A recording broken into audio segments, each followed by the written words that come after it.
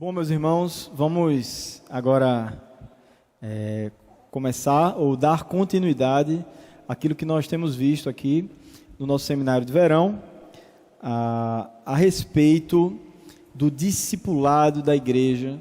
Nós estamos nos baseando no livro A Treliça e a Videira. Se você está vindo aí pela primeira vez, creio que não, creio que você pode já estar acompanhando aí desde o nosso primeiro estudo.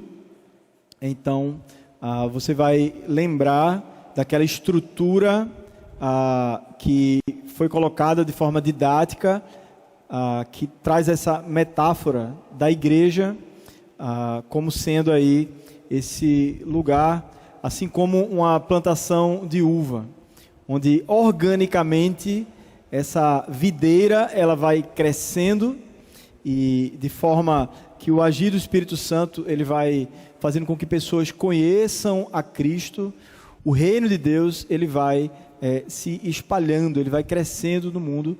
Contudo, o próprio Deus define algumas estruturas para que a igreja funcione de forma organizada. E a gente tem visto que, em ordem de prioridade, nós somos chamados para ser videira.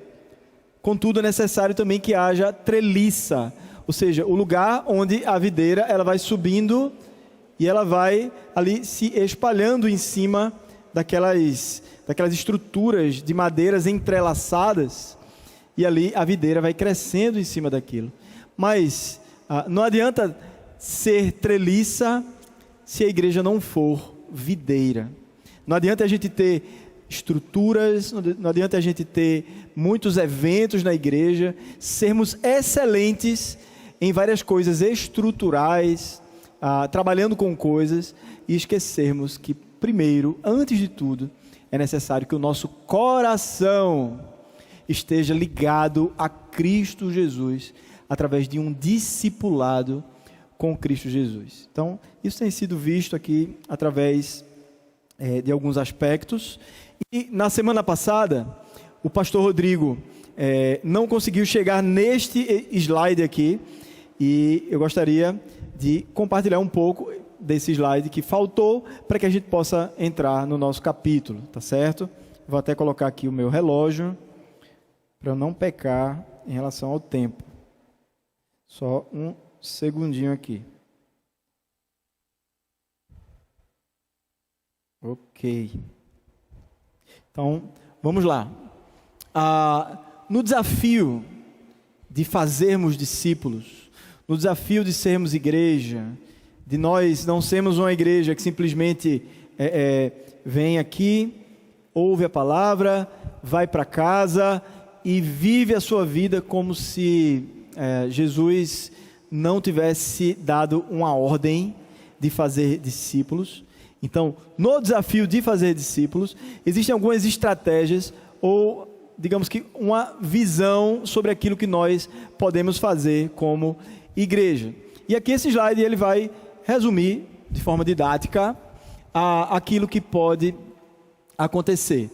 Por exemplo, no lar, o lar é um grande instrumento onde nós fazemos discípulos, principalmente aí os pais, né? Olham para os seus filhos. Você tem ali a oportunidade de discipular essas crianças, ou esses adolescentes, ou esses jovens que estão ali na sua casa. Então, uma estratégia para fazer isso no lar: ler a Bíblia, orar com os filhos, ler a Bíblia e orar com o cônjuge, escrever cartas aos parentes, fazer com que a Bíblia influencie as conversas diárias. Então, dentro de casa, já tem várias oportunidades de você fazer discípulos, não é? Ou de você compartilhar. Aí você pode perguntar, mas a esposa pode fazer isso em relação ao marido? Os filhos podem fazer isso em relação aos pais? Não significa que eles estão usurpando uma posição, um filho querendo ser aquele que ensina ao pai. Não há vaidade em relação a isso. Um filho pode sim ministrar a palavra ao pai, desde que ele não ache que agora se tornou ali o dono daquela casa, né? Se ele é filho, ele é filho. Contudo, dentro de casa, muitas vezes há pessoas que o pai nem é crente, que a mãe nem é crente, um irmão que não é crente, e essa pessoa pode sim ensinar a Bíblia para esses parentes, ou para esses pais, ou para os parentes, que muitas vezes é a realidade, muitos parentes que nós temos, que não conhecem ao Senhor, e nós podemos usar essa oportunidade, essa proximidade que nós temos para levar a palavra do Senhor. Então, os pais fazem isso com os filhos, marido com a esposa, esposa com o marido. Um campo de discipulado que nós temos dentro da nossa própria casa. Então, o lar, a congregação, isso aí falando do discipulado 1 a 1, acompanhar um novo crente, fazendo estudo bíblico básico, ler a Bíblia e orar com outra pessoa. Existe também o ministério do auditório, não é? Acompanhar visitantes e novos frequentadores da igreja. Então, a igreja é uma grande oportunidade. É o lugar onde Deus nos coloca para que a gente não chegue no culto e simplesmente olhe para o pastor, olhe para o grupo de música e simplesmente quando diz assim, o último amém do tríplice amém, a pessoa já levantou e já está quase ali na porta. Não faça isso. Não faça isso. Eu sei que às vezes é uma questão de personalidade. Tem pessoas que são bem tímidas, não é? Que chegam assim, quando olham para a multidão, ficam nervosas. Tem gente que sua frio quando está assim, em ambiente público. Os pastores estão aqui para conversar com você, para que isso seja tratado. Não é? A gente não vai forçar você a, de repente, ser uma pessoa espontânea, que fala com todo mundo. A ideia não é essa. Mas saiba, a igreja é um local de relacionamento. Você deve se dar a conhecer pessoas, ou ser conhecido por pessoas, para que através desse relacionamento haja aí o fluir da palavra de Deus, o ensino da palavra de Deus, um ao outro. Se você tem a oportunidade de proclamar, como eu estou fazendo agora, faça. Proclame a palavra do Senhor, num pequeno grupo, numa oportunidade, como diz aí em muitas igrejas. Você tem oportunidade, abra a boca, fale da palavra de Deus, fale do Evangelho. A igreja lhe proporciona isso também. Acolha pessoas novas, pessoas que chegaram agora na igreja. Você sabe que é um rosto novo. Você não sabe se essa pessoa está bem. Você não sabe qual é a história que trouxe essa pessoa até aqui. Seja aquele que chega junto, aquele que se coloca à disposição. Gaste tempo. Abra mão de coisas para que você possa acolher essas pessoas. Então, na congregação, na comunidade, convidar pessoas para eventos evangelísticos, distribuir livros, folhetos, sermões, dar o seu testemunho pessoal, evangelização na rua, evangelização por amizade, conversas informais para responder a perguntas comuns. Nós estamos no mundo. Nós, quando saímos daqui, nós somos a igreja missionária espalhada por toda a terra. Então, se você vivesse somente na igreja, você não teria oportunidade de alcançar pessoas. Mas como Deus colocou você no seu trabalho, no seu curso, no meio dos seus parentes, no prédio que você mora, na casa que você mora, nas situações engraçadas até, quando a gente está na rua e de repente alguém puxa um assunto com você, e naquele assunto você vê a oportunidade de falar de Cristo ali, você termina falando do Evangelho. Então não se furte de evangelizar e de fazer discípulos na comunidade, no lugar onde você vive. Não dê apenas o primeiro passo da evangelização, a gente vai ver isso aqui hoje, mas dê o segundo passo do discipulado. Nós podemos evangelizar, mas muitas vezes, na hora de dar o segundo passo, a gente está muito cansado, a gente tem outras prioridades, e a gente muitas vezes não doa, não entrega o nosso tempo para evangelizar e discipular, porque é discipular que dá trabalho, irmãos. É o dia a dia. É você ver o evangelho indo e quebrando os corações, às vezes num prazo aí de anos e anos. E você deve permanecer ali, sendo instrumento de Deus, evangelizando pessoas. Então, temos aí a comunidade como esse campo onde nós podemos fazer discípulos. Os pequenos grupos são também oportunidade. A leitura bíblica, a oração em família, seja grupos de pessoas mais chegadas, seja um grupo de pessoas novas na igreja. O pequeno grupo é um lugar onde você tem a grande oportunidade de compartilhar o Evangelho e de fazer discípulos. Então, também no pequeno grupo, nós podemos nos reunir com um grupo, vou ler de novo, reunir-se com um grupo pequeno para oração e estudo da Bíblia, ensinar na escola dominical ou ao grupo de jovens, grupos de homens ou de mulheres. Então, na congregação, na igreja, nós temos essa oportunidade aí de se utilizar desses encontros que nós temos, desses pequenos grupos, dessas reuniões menores, e aproveitar para também falar do Evangelho e discipular pessoas. O quadro anterior, na verdade, falava no lar, não era? Eu confundi as coisas aqui. Então, você pode fazer isso também no lar. Na comunidade, evangelização baseada em grupos pequenos, cursos, etc., ensinar a Bíblia em aulas nas escolas. As escolas, elas são uma grande oportunidade para você apresentar o Evangelho do Senhor quando você está na comunidade. Eu lembro quando eu tinha 18 anos e Cristo me alcançou, o meu desejo foi voltar à escola que eu estudei. E ali a gente organizou um pequeno grupo, era um pequeno grupo, né? Mas a gente chamava de intervalo bíblico. E ali a gente passou alguns anos realizando aquele intervalo bíblico, que cresceu até hoje, tem intervalo bíblico nessa escola que eu estudei.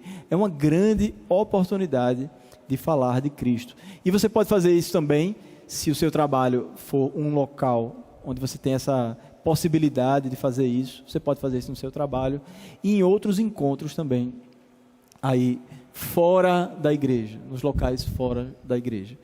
Nos grupos maiores, no lar, inserir conteúdos cristãos em aniversários, compartilhar versículo bíblico, orar. Resumindo, você olhar para esses momentos sociais e dizer, um momento social é uma oportunidade para evangelizar. Tinha um presbítero aqui que adorava fazer aniversário, né?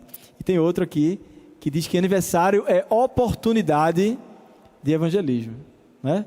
Então tá aí os dois presbíteros. Os outros também fazem isso, eu só não estou aqui lembrando, vocês já falaram disso comigo, mas Adeval e André eram aqueles que faziam isso assim, fazem como uma grande oportunidade de evangelizar. Inclusive o tema da festa, muitas vezes estava ligado a uma mensagem bíblica que falava ali aos corações. Então, esses encontros sociais, eles são, sim, uma grande oportunidade de fazermos discípulos. Então, terminei? Foi isso? Pronto, vamos até aqui, senão a gente não consegue entrar no nosso. Então, resumindo, nós temos, gente, nós não podemos dizer que não temos oportunidade de discipularmos, de compartilharmos e de edificarmos vidas, seja um a um, seja em pequenos grupos, seja em grupos maiores, seja no lar, na congregação ou na comunidade. Deus nos colocou em todos esses âmbitos e nos chamou a sermos ali cooperadores do Evangelho. Ok, então vamos para o próximo capítulo.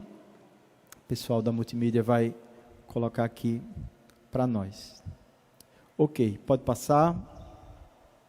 Sou eu que passo, né? Vou ver se eu...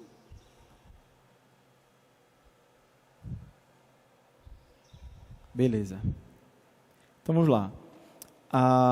Quando a gente pensa em discipulado, quando a gente pensa na vida dos apóstolos, naquilo que foi a doação da vida dos apóstolos, a gente olha para o apóstolo Paulo e vê o nível do seu ministério, aquilo que ele abriu mão para realizar o ministério, a gente pode ser levado a pensar que existem pessoas que são especialmente dotadas de condições para fazer discípulos, e existe a igreja.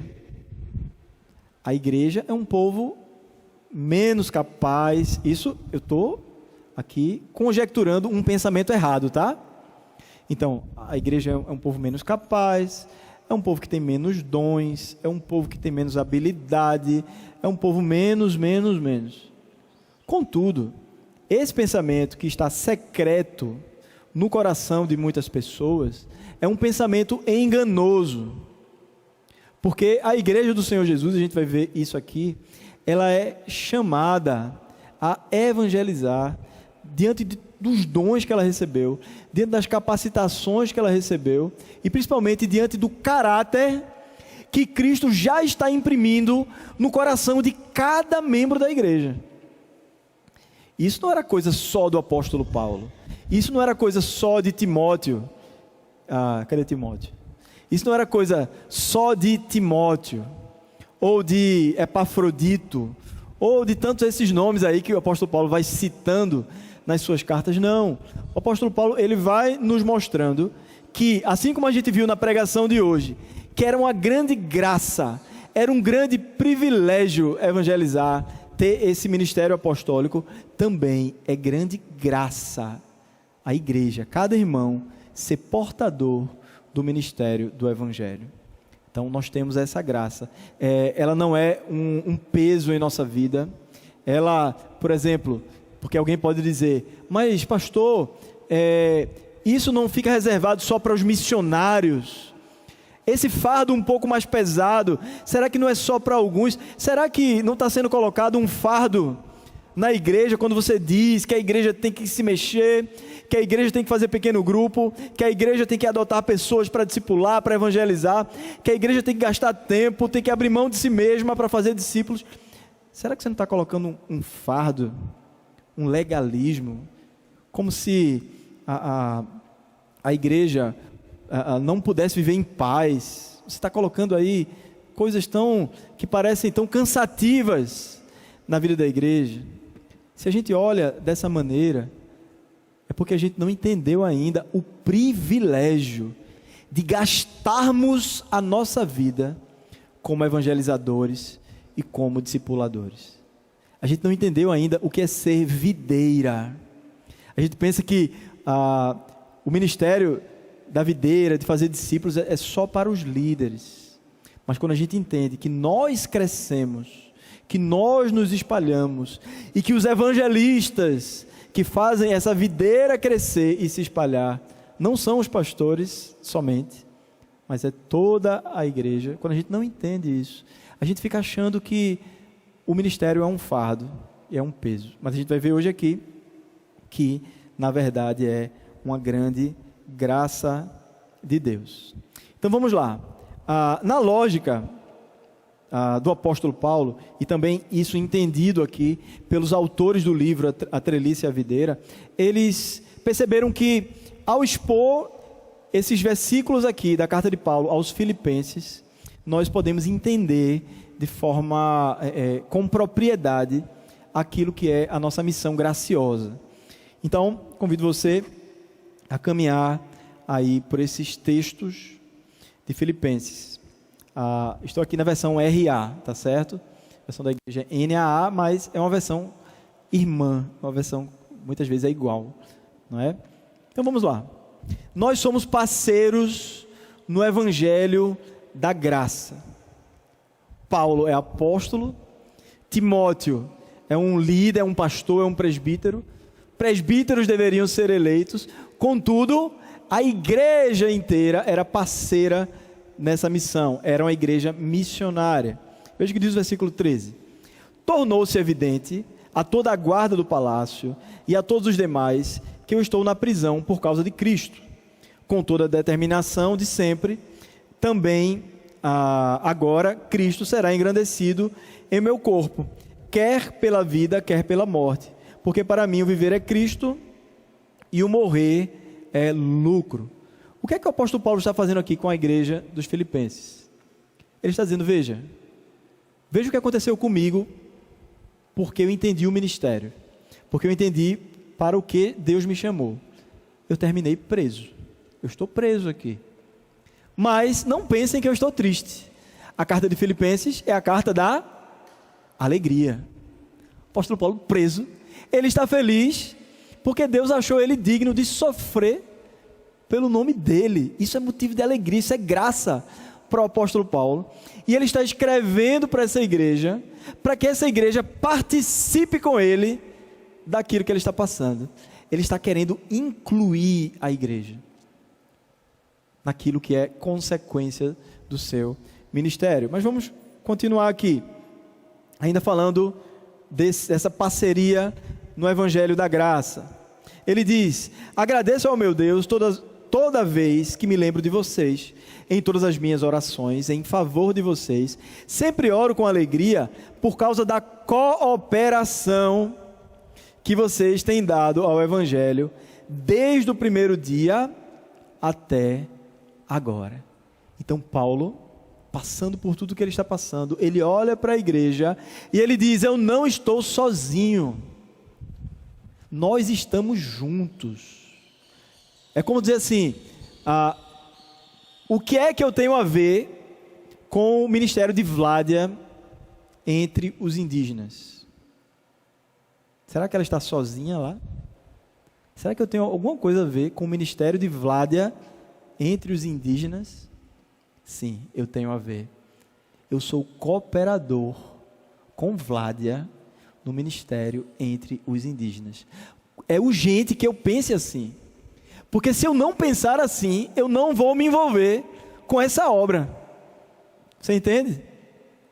Nós precisamos abraçar a missão da igreja, a missão transcultural, mesmo sendo aqui, é uma outra cultura, uma cultura indígena, mas também trazendo para as missões que cada um de nós aqui realiza no seu dia a dia. Nós somos irmanados no fazer discípulos, que um faz, que todos aqui fazem. Nós nos envolvemos com a missão de cada um, e nós nos envolvemos coletivamente com aquilo que a igreja, que a liderança da igreja diz: irmãos, nós vamos caminhar para esse alvo, e a igreja inteira vai junta, cooperando em direção àquele alvo. Ou, se por causa desse alvo a igreja passar a sofrer algo em nome de Cristo, nós também estaremos juntos, cooperando, sofrendo juntos nessa missão. Se um pastor de repente começa a ser perseguido, um líder da igreja começa a ser perseguido, nós estamos juntos nesse barco, porque a missão não é desta pessoa específica, mas a missão, ela é uma cooperação. E a igreja dos Filipenses entendia isso desde o primeiro dia. É o que o apóstolo Paulo vai falar. Perdão, irmãos, eu não tinha passado aqui, né? Ok. Então, os filipenses e Paulo eram juntos participantes da graça de Deus por meio de Cristo Jesus. É como se Paulo estivesse dizendo: esse privilégio não é só meu, esse privilégio é de vocês. Então, alarguem a visão de vocês quanto a isso, porque não é fardo, mas o ministério, ele é privilégio gracioso, ele é graça de Deus. Então, quando nós olhamos a palavra comunhão na Bíblia, geralmente a gente pensa nos momentos de lazer que a igreja pode ter, não é verdade? Então, o foco do ministério esse ano é comunhão. Aí a gente pensa em fazer alguns encontros que sejam divertidos, onde as pessoas possam estar juntas, onde as pessoas possam comer alguma coisa saborosa. Ok, é comunhão, sim. É estarmos juntos, trocando experiências de vida, olhando no olho, rindo juntos. É maravilhoso. Contudo, comunhão não é só isso.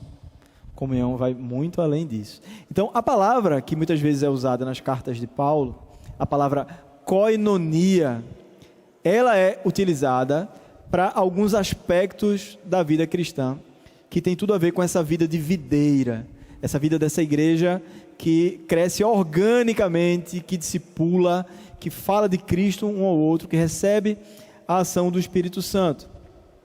E o primeiro aspecto da comunhão, visto aqui em Filipenses, é a comunhão na esperança. Veja o que Paulo diz: essa é a minha oração, que o amor de vocês aumente cada vez mais ok?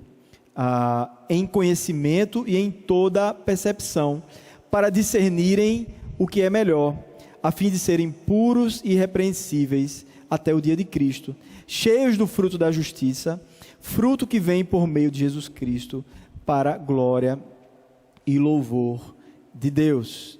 Então, nós esperamos em Cristo Jesus. O apóstolo Paulo, ele esperava em Cristo Jesus. Por isso, ele dizia que para ele o viver é Cristo e o morrer é lucro. Essa era a grande esperança do seu coração, a volta de Cristo. Ou, depois da sua morte, ele já está com Cristo Jesus. E foi o que aconteceu com ele. E ele, olhando para a igreja, ele diz: essa esperança não é só minha. É graça de Deus esperar em Cristo, e é graça de Deus quando a igreja espera em Cristo. Quando a igreja crê na promessa da volta do Senhor Jesus e realiza o seu ministério e realiza o seu crescimento baseado nessa esperança. Então, nós temos em comum com o apóstolo Paulo essa mesma esperança. E Paulo está nutrindo essa igreja disso. Ele está dizendo: continuem assim. Continuem olhando para Jesus e gastando a vida de vocês esperando o dia da sua volta. Enquanto isso, enquanto Jesus não volta, o que é que vai acontecer na igreja organicamente? O amor de vocês vai aumentar, o conhecimento e toda a percepção, ela vai crescendo no meio da igreja. Ou seja, nós vamos amadurecendo enquanto Jesus não volta. Essa é a vida natural da igreja. Essa é a vida normal. Eu quero que Jesus volte. Enquanto isso, eu faço discípulos. Enquanto isso, eu cresço em amor. Eu cresço em conhecimento. E aqui conhecimento não é só teórico, mas é um conhecimento que muda o nosso caráter. E em toda a percepção. Eu discerno o que é melhor. Eu busco pureza para ser irrepreensível até o dia de Cristo, para ser cheio do fruto da justiça até o dia de Cristo. O dia de Cristo, esse é o nosso foco. É por isso, irmãos, que a nossa vida, ela não é uma corrida para que a gente consiga realizar todos os nossos sonhos. Às vezes não é assim que a gente está vivendo, né? Eu tenho que realizar todos os meus sonhos. Eu ainda não fiz isso, eu ainda não fiz aquilo, eu ainda não fiz aquilo outro. E aí você vai vivendo, ganhando dinheiro, ou tentando ganhar dinheiro e não conseguindo, né? Que é o mais normal. E você vai ficando, se você não está conseguindo, você vai ficando frustrado, porque você não está conseguindo realizar os seus sonhos. Mas, quando a gente olha para o Evangelho nos convida a termos comunhão na missão, no fruto do Espírito, na vida de videira, na vida de igreja. Isso significa que eu vou viver 24 horas na igreja? Não, a gente já viu aqui que a gente é a igreja também espalhado pela terra, vivendo a nossa profissão, vivendo os nossos dons. E também não é pecado lazer, não é pecado viajar, não é pecado realizar os sonhos. A questão é, que prioridade você está dando a isso? Se esses sonhos freiam você em relação ao fazer discípulos, você precisa rever o lugar desse sonho no seu coração. Porque senão nós não estamos tendo comunhão verdadeira, e sim apenas aquela comunhão do lazer, aquela comunhão da diversão. Deus não nos chamou para ter só essa comunhão. Ele nos chamou a dar passos muito mais ousados, se é assim que eu posso dizer. Então, a comunhão na esperança, ainda, né? Já falei. Estou convencido de que aquele que começou a boa obra em vós, vai completá-la até o dia de Cristo Jesus. Mais uma vez, o dia de Cristo Jesus. É isso que nós esperamos. O apóstolo Paulo, ele continua falando dessa comunhão. Eu vou dar um salto aqui para termos tempo. Ele diz que nós devemos ter comunhão também no sofrimento. Então agora o funil está ficando mais para baixo aqui, né? a boca do funil parece larga, mas quando você vai sendo afunilado, a coisa vai ficando mais estreita. O apóstolo Paulo diz: é justo que eu assim me sinta a respeito de todos vocês, uma vez que eu tenho em meu coração, pois quer nas correntes que me prendem, quer defendendo e confirmando o evangelho, todos vocês participam comigo da graça de Deus. Todos vocês participam comigo da graça de Deus. Nós estamos no mesmo barco. É o que Paulo está dizendo aqui. Eu estou preso. Vocês estão me ajudando enquanto eu estou preso. Mas nós somos um. Minha prisão é a prisão de vocês. Paulo aqui, ele não está assim constrangendo o povo. Ele não está aqui querendo colocar um fardo sobre o povo, não. Ele está dizendo que para ele é um privilégio estar preso. Entende? É diferente. É um privilégio, e é um privilégio maior, está sendo consolado por esses irmãos. Mas o ponto é, vocês estão envolvidos de coração comigo. E não é comigo necessariamente, é com o evangelho. O que vocês estão fazendo comigo, a atenção que vocês estão me dando, o cuidado que vocês estão depositando em relação à minha pessoa, mostra o envolvimento de vocês com o evangelho. E é assim que Deus quer que a gente seja. Essa comunhão no sofrimento é o que Deus quer que a gente tenha. E aí, falando ainda disso, no versículo 29, ele diz: pois a vocês foi dado o privilégio, não apenas de crer em Cristo, mas também de sofrer por Ele, já que estão passando pelo mesmo combate que me viram enfrentar e agora ouvem que ainda enfrento. Paulo está dizendo, está chegando na vida de vocês.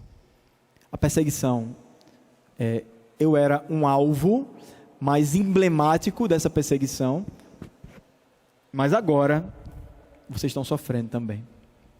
As pessoas têm se levantado contra vocês. A coisa vai ficar mais estreita na vida de vocês. Eu estou preso agora, mas amanhã pode ser você.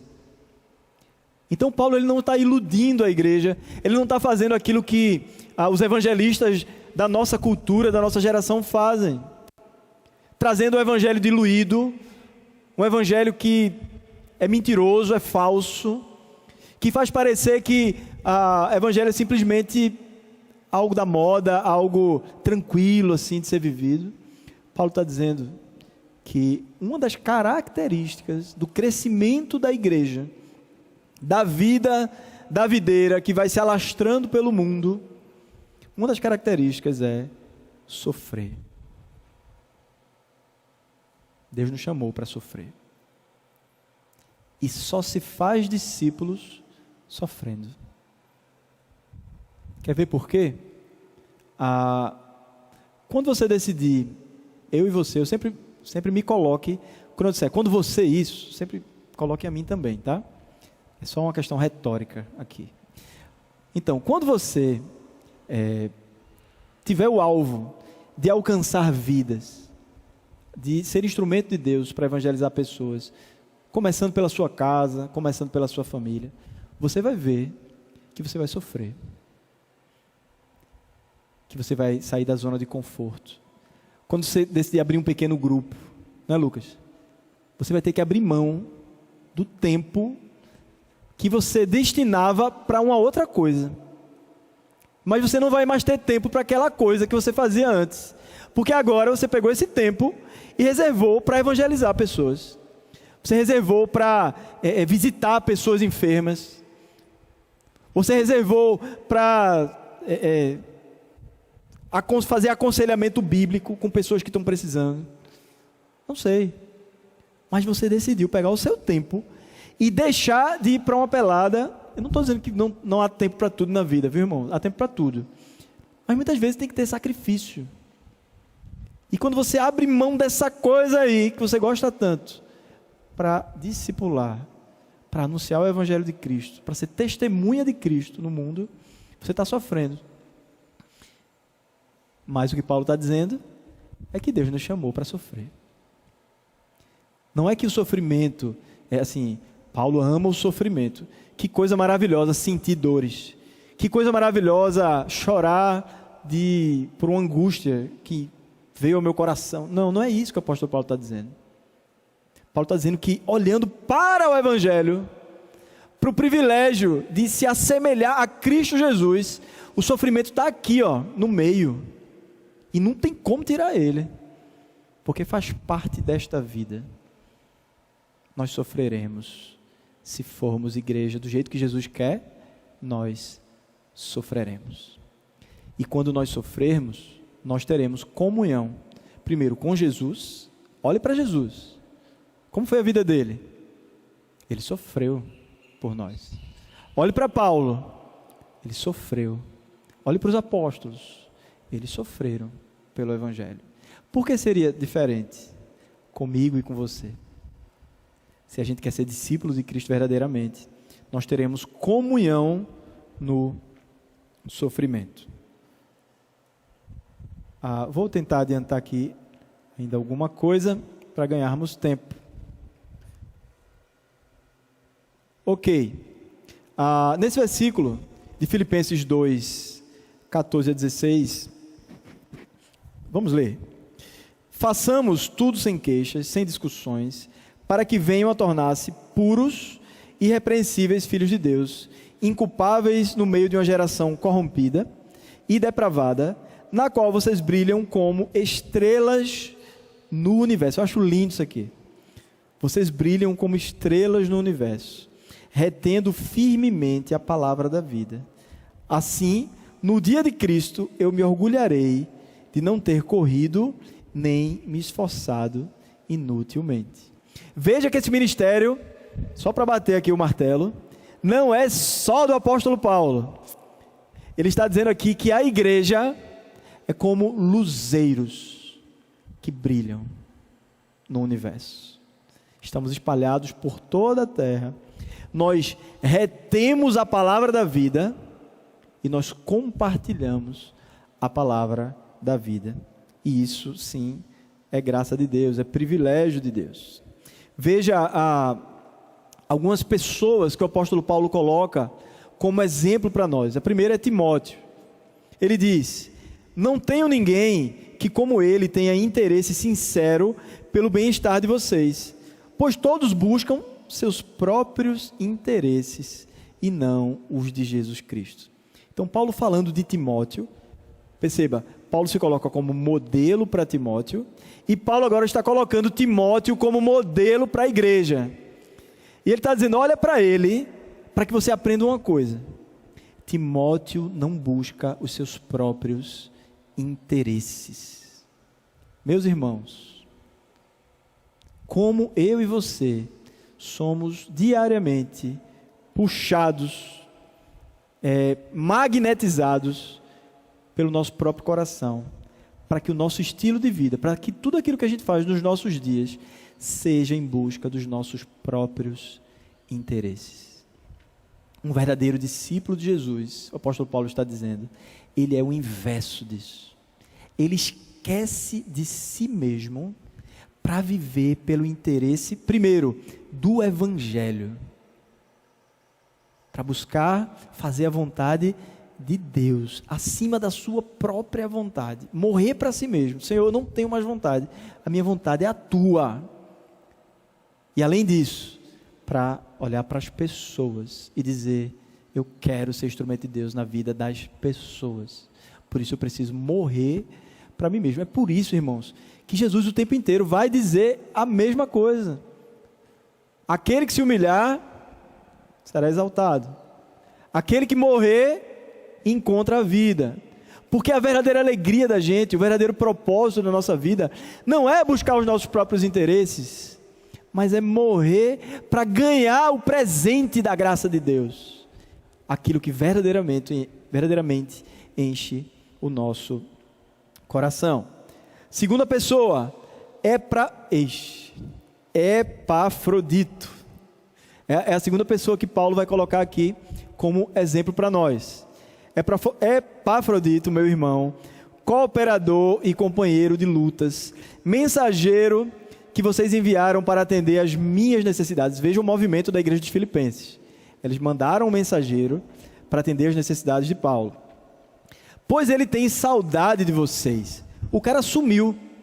O cara foi enviado e não voltou no tempo esperado. Opa, cadê Epafrodito? Gostou muito de lá, ficou lá, né? E aí ele diz, ele tem saudade de vocês e ele está angustiado. Sabe por quê? Porque ficaram sabendo que ele estava doente.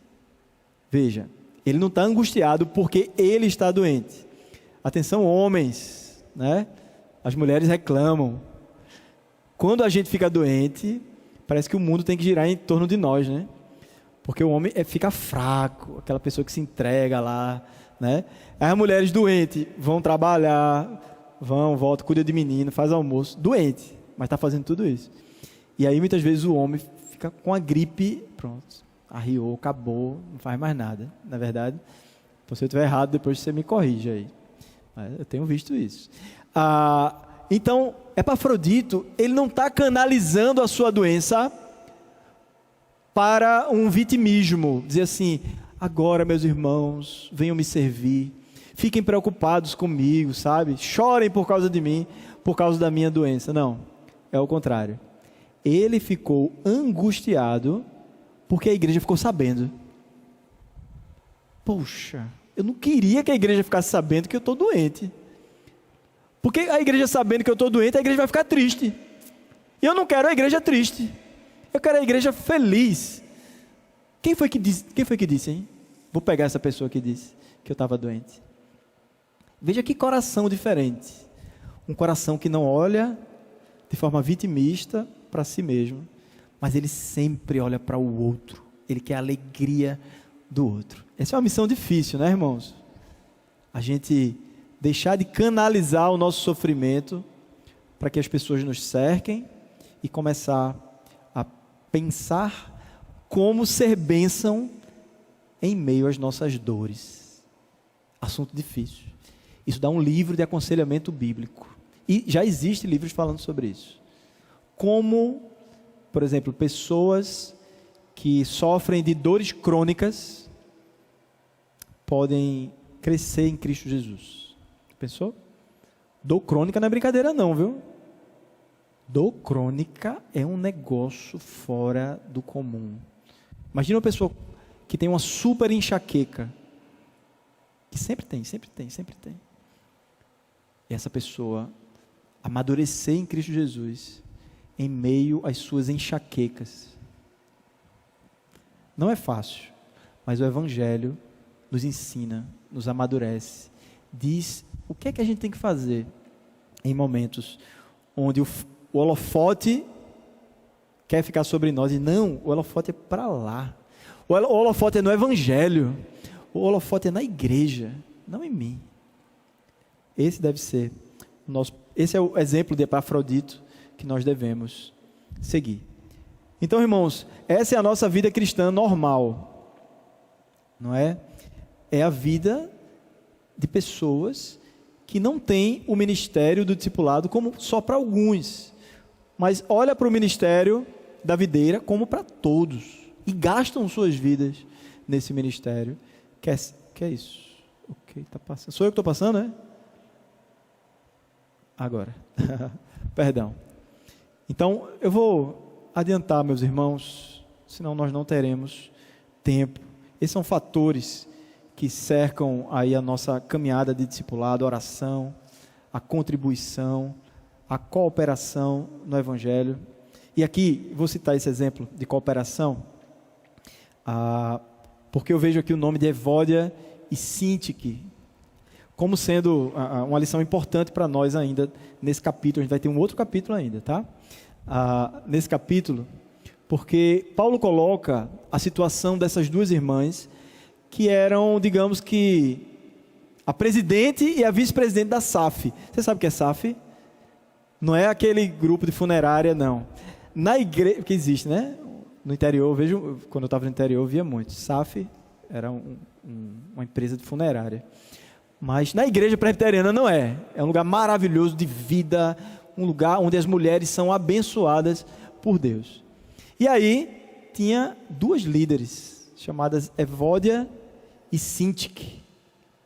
E Paulo coloca que essa história dessa briga, dessas duas irmãs que eram irmãs abençoadas, que lutaram ao meu lado, veja o que ele diz, lutaram ao meu lado na causa do Evangelho, junto com Clemente e os demais. Ok. Essas mulheres, por causa dessas desavenças, dessas visões diferentes sobre assuntos da igreja, elas estavam perdendo tempo.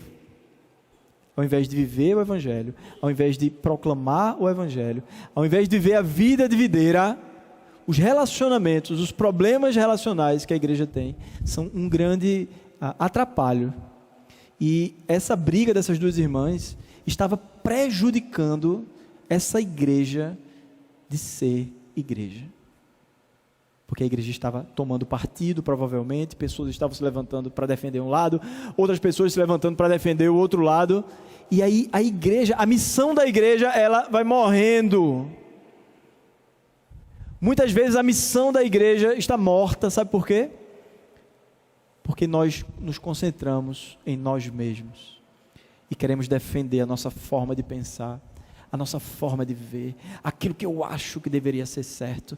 Isso vai ganhando proporções tão grandes que a igreja pode passar anos e anos resolvendo só pendenga, resolvendo problema aqui, ali, e a igreja deixa de olhar para o horizonte, para aquilo que Deus tem como vida de discipulado para a igreja.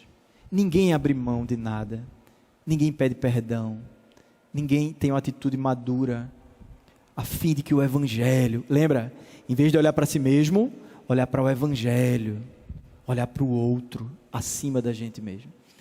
E essa briga dessas duas irmãs gerava esse problema na igreja. Então Paulo pede que um irmão leal, não se sabe se o nome dele era esse, ou se era um irmão que era leal, pudesse ajudar essas irmãs, pudesse dizer assim: irmãs, por favor, parem com isso. Vamos ler a Bíblia juntos, vamos ver o exemplo de Cristo, a humildade de Cristo Jesus, que ele fala lá no capítulo 2. Olhem para a humildade de Cristo. Vamos abrir mão.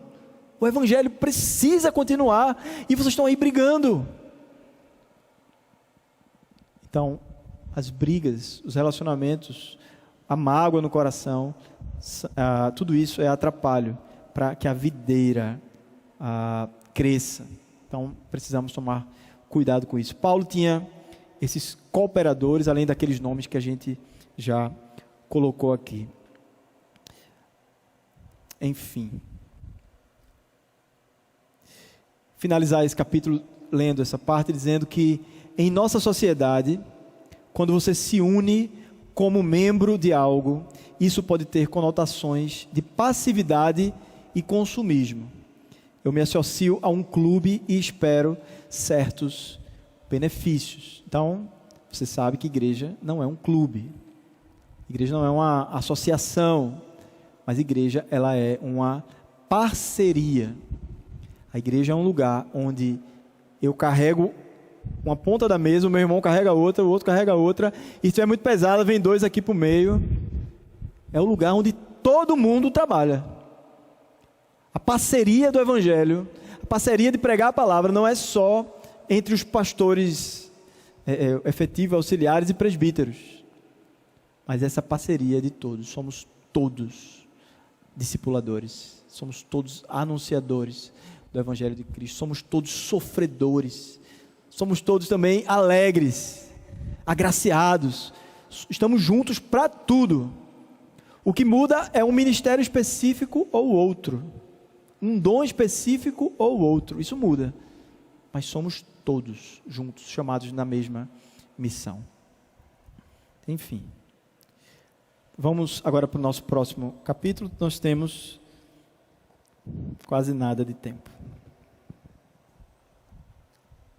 10 minutos? Vocês me aguentam ainda 10 minutos? Só para eu fazer um resumo. Esperar o pessoal da multimídia colocar.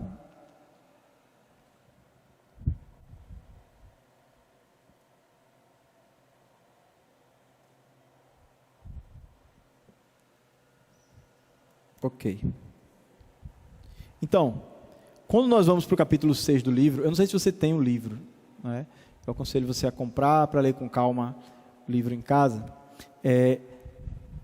A ideia é nós olharmos para tudo isso que está sendo falado aqui sobre a vida da videira, sobre essa vida de discipulado, sobre esse chamado que não é só para alguns, mas é para toda a igreja, e entendermos que nós podemos ser treinados, que nós podemos ser aperfeiçoados para que o nosso ministério ele possa ser uma bênção, para que ele possa ser eficaz. Contudo, antes de falar tecnicamente do treinamento, os autores têm o cuidado de falar da essência do treinamento, do âmago do treinamento, do para que mesmo serve esse treinamento para o discipulado.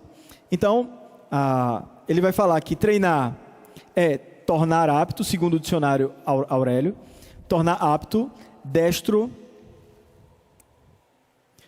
capaz para determinada tarefa ou atividade, habilitar ou adestrar, exercitar, praticar. Então, o pessoal do CrossFit se identifica aí com esses termos.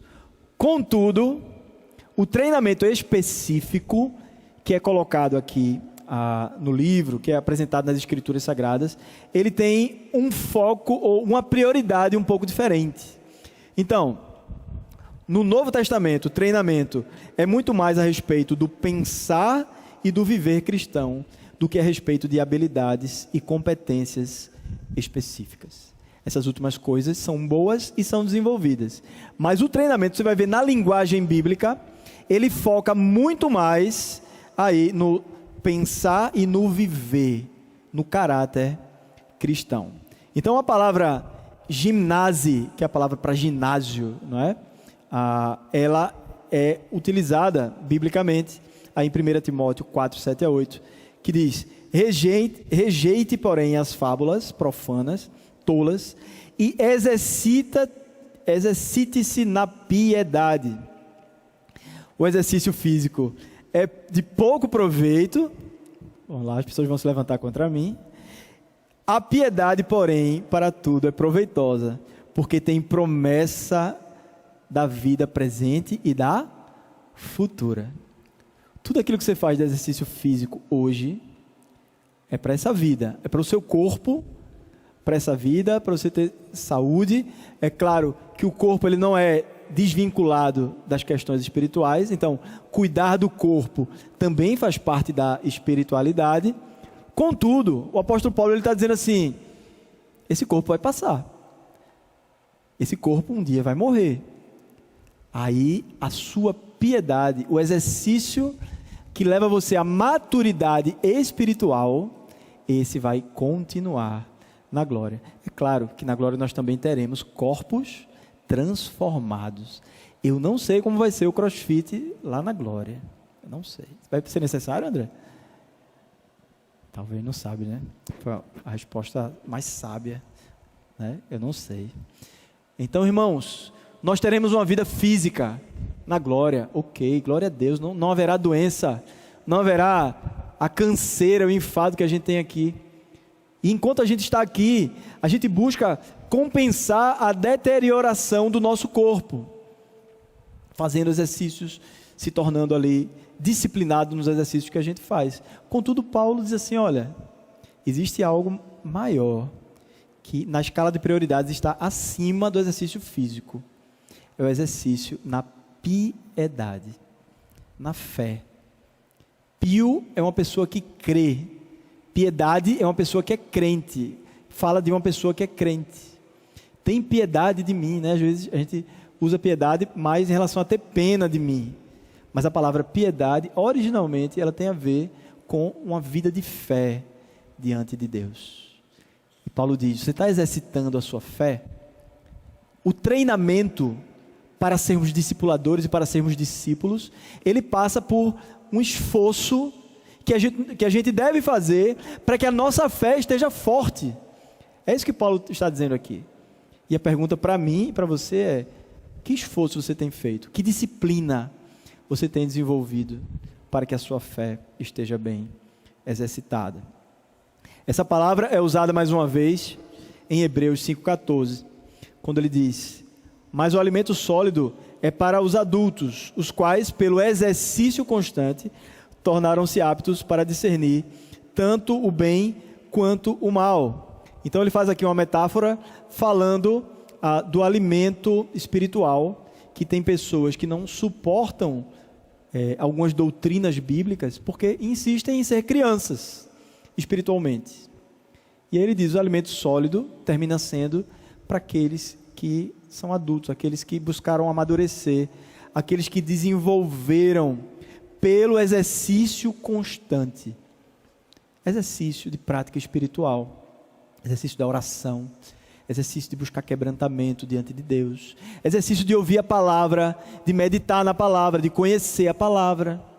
O exercício fez esses homens suportarem um alimento mais sólido para a vida. E essa palavra, ela vai sendo usada em outros lugares das Escrituras Sagradas.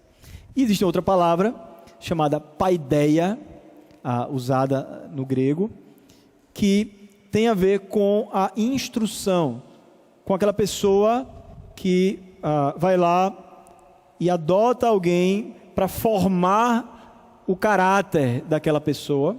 Não apenas o conhecimento entra aí, mas muito mais o caráter dessa pessoa.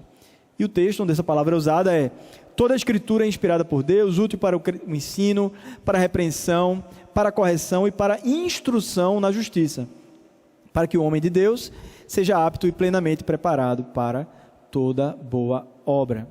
Então, esse aperfeiçoamento da vida cristã, ele acontece por meio da instrução. Nós precisamos ser instruídos para crescer no discipulado, e nós precisamos também instruir pessoas, treinar pessoas. E veja que o foco, no final de tudo, é para que nós sejamos tais quais Cristo Jesus.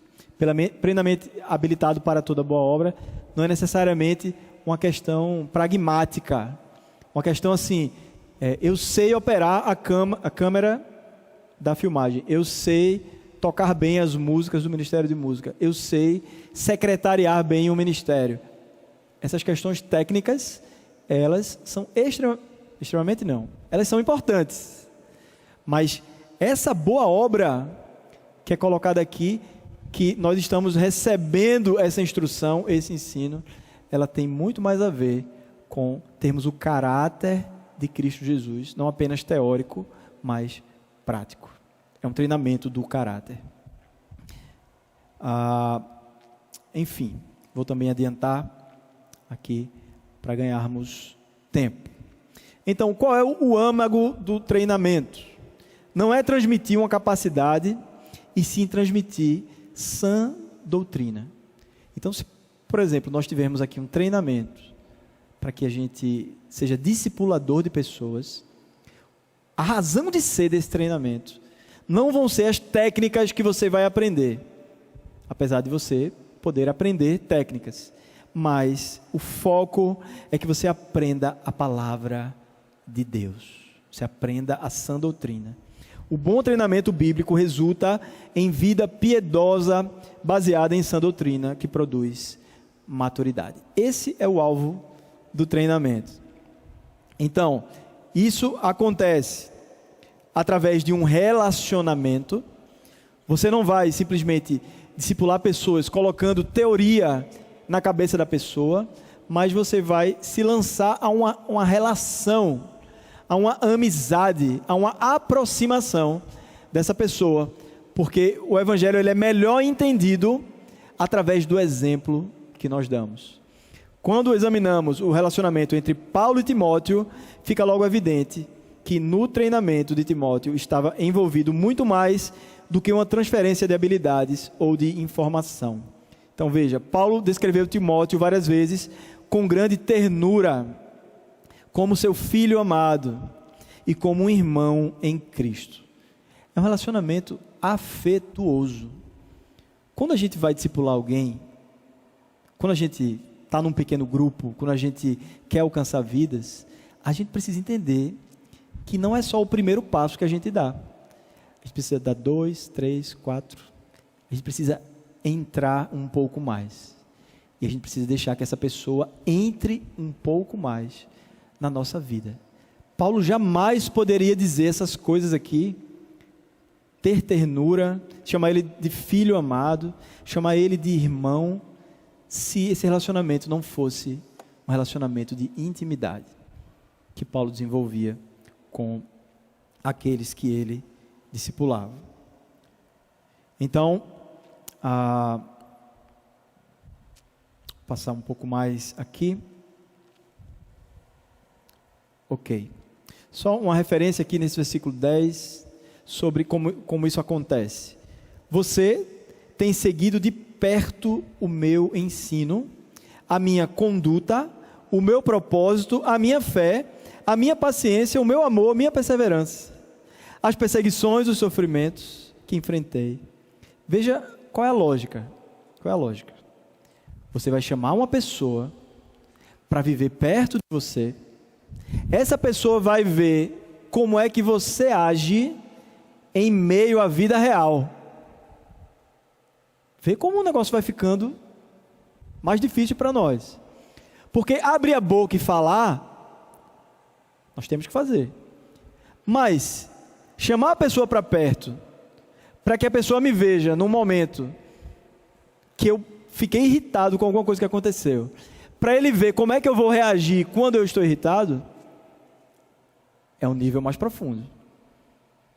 Então imagine as várias situações da vida, e Deus está dizendo assim: convide uma pessoa para ver como você age nas situações da vida, porque essa pessoa precisa aprender com o seu exemplo, e não apenas com as suas palavras.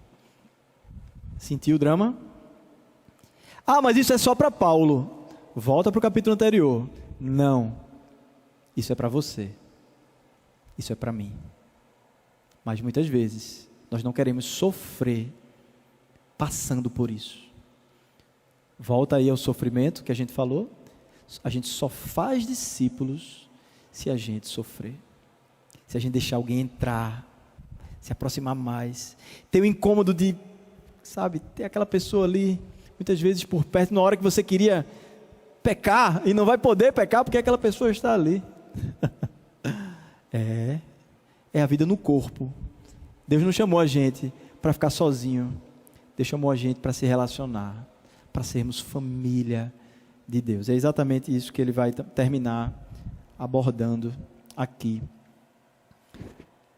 Vou adiantar para finalizar. Então, o modelo paulino se assemelha ao papel dos pais. Dos pais. Então, estou falando aqui de família, e o convite vai se estreitando mais, e a gente precisa agora olhar a igreja como família, e para as pessoas que a gente evangeliza como candidatos a entrar na família. Mas a nossa vida é uma vida de família. A proximidade agora está mais estreita ainda. Então, como Paulo se apresenta como um pai, por exemplo, ele traz à luz pelo evangelho. Então, a questão da maternidade, aí, de dar à luz a alguém. Paulo é alguém que, evangelizando, tem filhos espirituais. Você tem filhos espirituais? Alguém que você evangelizou e hoje serve a Deus através da sua evangelização? Então, Paulo é alguém que gera filhos espirituais. Dispensa amor em longa duração. Então, o pai, a mãe espiritual, ele não só evangeliza, mas ele se propõe agora a cuidar dessa pessoa. Não é só evangelizar e está feito, tchau. Não. Você vai cuidar dessa pessoa como um pai ou uma mãe. Transcende conhecimento, sabedoria e instrução. Irmãos. Transmite conhecimento, sabedoria e instrução prática. Não é isso que o pai e a mãe fazem? Transmitir conhecimento, sabedoria, instrução prática. Quem ama ser pai e ser mãe faz isso o tempo inteiro. E é isso que a gente vai fazer também na vida dessas pessoas. Serve de modelo e de imitação, forma não somente crenças e habilidades, mas também o caráter e o estilo de vida. Tudo que um pai e uma mãe quer é que o filho aprenda o caráter de Cristo Jesus. Eu sei que nós somos tentados a querer que o filho seja alguém na vida, né? A gente fica querendo, puxa daqui e dali para o filho ser alguma coisa. Mas você quer alguma coisa para ser melhor do que Cristo? Queira que o seu filho seja como Cristo. E isso acontece no caráter. E é isso que Paulo trabalha naqueles que ele discipula. Ok. No nosso próximo encontro, nós veremos aí, creio que o encontro vai ser mais adiante. Semana que vem temos uma reunião, não é isso? Enfim, daqui a pouco eu dou o calendário aqui para vocês. Mas no nosso próximo encontro, nós continuaremos falando de questões mais práticas sobre treinamento, dicas, estratégias de como nós podemos alcançar pessoas com essa essência aqui que nós vimos, mas utilizando de algumas estratégias para alcançar pessoas. Então, por enquanto é isso. Termino aqui ainda. Acho que não tem tempo para perguntas, a não ser que você queira muito aí fazer alguma pergunta. Alguém? Não? Então vamos orar. Senhor Deus, muito obrigado, Pai, porque nós estamos tendo o privilégio, Pai, de ouvir sobre o que é ser igreja. Ó Deus, na exposição das cartas pastorais e também estudando esse livro que de forma tão especial foi escrito pelos nossos irmãos, ó Deus, que nos remete à Tua palavra. Ó Deus, nos ajuda a termos uma visão mais profunda sobre quem nós somos, sobre qual é o nosso chamado. Nos ajuda muito mais do que isso, a vermos a grandeza da graça do Senhor, nos incluindo nesse ministério. É assim que nós te oramos e te agradecemos. Em nome de Jesus. Amém.